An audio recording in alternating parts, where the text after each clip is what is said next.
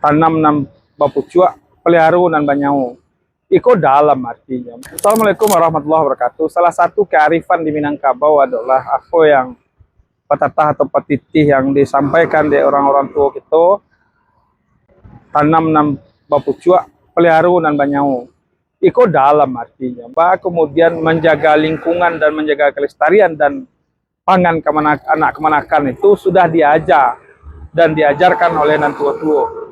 Kemudian sawananya, kalau kita lihat dalam tradisi Barale, ketika mantan anak kemanakan ke rumah orang, maka dibawa misalnya karambia, bibit karambia, kemudian ada yang membawa padi, kemudian membawa hal-hal yang bisa ditanam.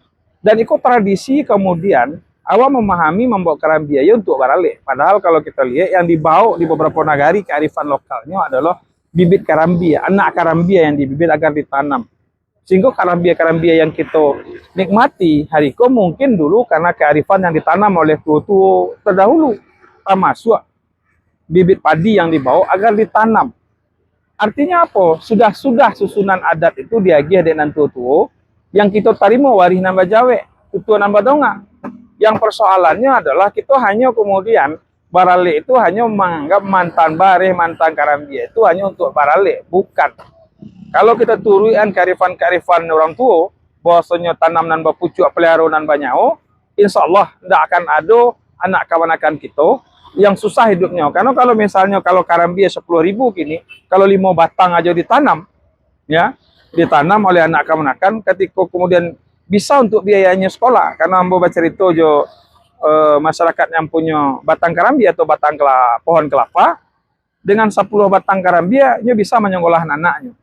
Artinya apa? Mungkin karambia itu umurnya ala ada 20 tahun, 30 tahun, 40 tahun.